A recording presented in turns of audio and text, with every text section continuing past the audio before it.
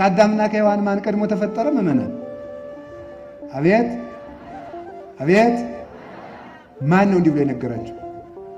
ይውላችሁ ያልተማራችሁትን አትናገሩ። እውነቴን ነው። ሰምታችሁኛል አይደለም? አዎ ይውላችሁ ቅልብልብ ሰው በሶስት ይታወቃል ይላል መጽሐፍ። አንደኛ የማያውቀውን በመናገሩ፣ ሁለተኛ ሁሉን አውቃለሁ በማለቱ፣ ሶስተኛ በማያገባው በመግባቱ። ሞኝ ሰው በዚህ ይታወቃል ይላል እና ሞኛቱ ከአዳምና ሔዋን ማነው ፊት የተፈጠረ?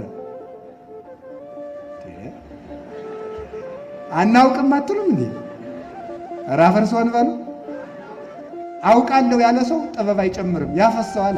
እስቲ አላውቅም በሉ እንዲጨመርላችሁ በሉ ሁላችሁም። በቃ እግዚአብሔር ያሳውቃችሁ። እንደሱ እኮ ነው በእውነቱ ማለት ነው።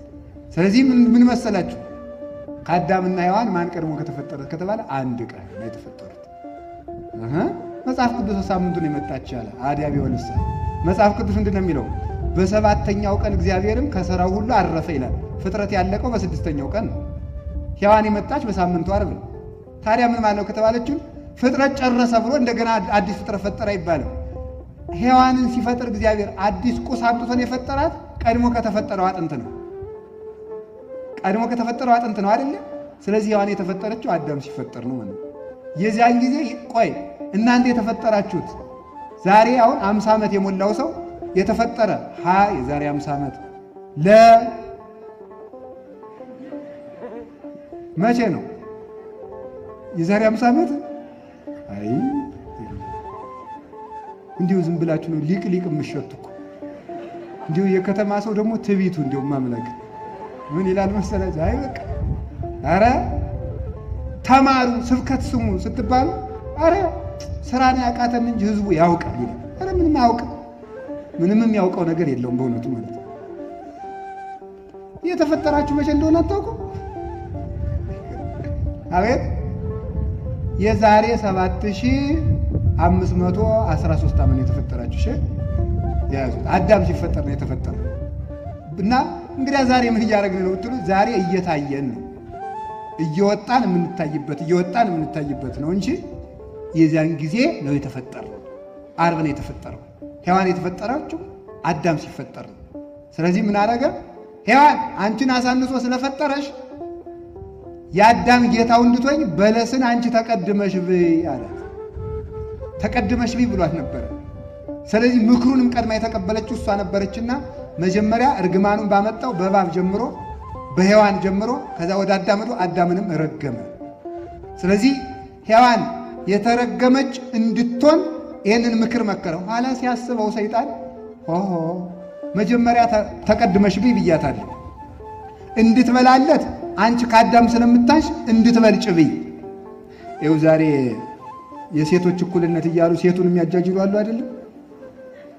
እግዚአብሔር አምላክም ከአዳም የወሰዳትን አጥንት ሴት አድርጎ ሰራት፣ ወደ አዳምም አመጣት። ያን ጊዜም አዳም አለ፣ ይህች አጥንት ከአጥንቴ ናት፣ ሥጋዋም ከሥጋዬ ናት። እርሷ ከባሏ ተገኝታለችና ሚስት ትሁነኝ። ስለዚህ ሰው አባቱንና እናቱን ይተዋል፣ ሚስቱንም ይከተላል፣ ሁለቱም አንድ ሥጋ ይሆናሉ። አዳምና ሚስቱም ራቁታቸውን ነበሩ፣ አይተፋፈሩም ነበር። ነገር ግን ከገነቱ ውበት ባሻገር አንድ ነገር ይታያል። ከዕለታት አንድ ቀንም ሔዋን በአትክልቱ ስፍራ ስትዞር ከተከለከለው ዛፍ ላይ ደረሰች። እባብም እግዚአብሔር አምላክ ከፈጠራቸው ከምድር አራዊት ሁሉ ይልቅ ተንኮለኛ ነበር። ፍሬው እንደተወለወለ ድንጋይ አብረቅርቆ በዝግታ ከሚወዛወዘው ቅርንጫፎች ውስጥ አንድ ድምፅ በሹክሹክታ ተናገረ። እግዚአብሔር በገነት ካለው ዛፍ ሁሉ አትብሉ ያላችሁ ለምንድን ነው አላት። ሴቲቱም ለእባቡ አለችው፣ በገነት መካከል ካለው ከሚያፈራው ዛፍ ፍሬ እንበላለን። ነገር ግን በገነት መካከል ካለው ከዛፍ ፍሬ እግዚአብሔር አለ እንዳትሞቱ ከእርሱ አትብሉ፣ አትንኩትም። እባቡም ለሴቲቱ አላት፣ ሞትን አትሞቱም። ከእርሷ በበላችሁ ቀን ዓይኖቻችሁ እንዲከፈቱ እንደ እግዚአብሔር እንደምትሆኑ መልካምንና ክፉን እንደምታውቁ እግዚአብሔር ስለሚያውቅ ነው እንጂ። ሴቲቱም ዛፉን ለመብላት ያማረ እንደሆነ ለዓይንም ለማየት እንደሚያስጎመጅ መልካምንም እንደሚያሳውቅ ባየች ጊዜ ከፍሬው ወሰደችና በላች፣ ለባሏም ደግሞ ሰጠችው፣ እሱም ከእሷ ጋር በላ። የሁለቱም ዓይኖች ተከፈቱ፣ ራቁታቸውንም እንደሆኑ አወቁ፣ አፈሩም። በቅጽበት ሁሉ ነገር ተለወጠ፣ በዙሪያቸው ያለው ዓለም ደበዘዘ። እግዚአብሔር አምላክም አዳምን ጠርቶ አዳም ወዴት አለህ አለ። አዳምም አለ በገነት ስትመላለስ ድምፅህን ሰማሁ፣ ራቁቴንም ስለሆንኩ ፈራሁ፣ ተሸሸኩ። እግዚአብሔርም አለ ራቁትን እንደሆንክ ማን ነገረህ? ከእርሱ እንዳትበላ ካዘዝኩ ዛፍ በውኑ በላህን? አዳምም አለ ከእኔ ጋር እንድትሆን የሰጠኝ ሴት እርሷ ከዛፉ ሰጠችኝና በላሁ። እግዚአብሔር አምላክም ሴቲቱን ይህን ለምን አደረግሽ አለች። ሴቲቱም አለች እባብ አሳተኝና በላሁ። እግዚአብሔር አምላክም እባቡን አለው ይህን ስላደረግ ከእንስሳት ሁሉ ከምድር አራዊትም ሁሉ ተለይተ አንተ የተረገምኩ በደረትህና በሆድህም ትሄዳለህ፣ በሕይወት ዘመን ሁሉ አፈርን ትበላለህ። በአንተና በሴቲቱ መካከል በዘርህና በዘሯን መካከል ጠላትነትን አደርጋለሁ። እርሱ ራስህን ይቀጠቅጣል፣ አንተም ሰኮናውን ትነድፋለህ። ለሴቲቱም እግዚአብሔር አላት ጭንቅሽን እጅግ አበዛዋለሁ፣ በጭንቅ ትወልጃለሽ። ከወለድሽም በኋላ ፈቃድሽ ወደ ባልሽ ይሆናል፣ እርሱም ይገዛሻል። እግዚአብሔርም አዳምን አለ የሚስትህን ቃል ሰምተሃልና ከእርሱ እንዳትበላ ካዘዝሁ ከዚያ ዛፍን በልተሃልና ምድር በሥራህ የተረገመች ትሁን።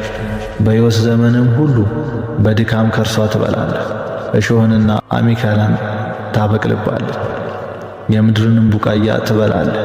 ወደ መጣበት መሬት እስክትመለስ ድረስ በፊትህ ወዝ እንጀራን ትበላለህ፣ አፈር ነህና ወደ አፈር ትመለሳለህና። ሆኖም በፍርድ ውስጥ እንኳን የእግዚአብሔር ምሕረት ጸንቶ ቀረ። የቁርበትን ልብስ አደረገላቸው፣ አለበሳቸው። በዚህ የስደት ጊዜም የገነት ደጆች በኪሩቤል የእሳት ሰይፍ ተዘጋ። አዳምና ሔዋንም በውጭ ቆመው ያጡትን ወደ ኋላ ተመለከቱ። አሁን አየሩ ቀዝቃዛ፣ በእግራቸው ስር ያለው መሬት ሸካራ ሆኗል። ሐዘን በልባቸው ከብዷል። ወደማያውቁት ቦታ ሲሄዱ ግን ከተስፋ መቁረጥ ይልቅ ቃል ኪዳንን ተሸከሙ። አንድ ቀን እርግማናቸውን የሚሸከም የኃጢአትንና የሞትን ሰንሰለት የሚሰብር ወደ ሕይወት መንገድ የሚመለሱበት ያ አዳኝ ይመጣል። የሰው ልጅ ታሪክም እንዲሁ ተጀመረ። የስብራት ታሪክ፣ የማጣት፣ የትግል፣ የሕመም፣ የመንከራተት ግን ደግሞ የተስፋ ታሪክ። ምክንያቱም በጨለማ ጊዜ እንኳን እግዚአብሔር አልተወንምና።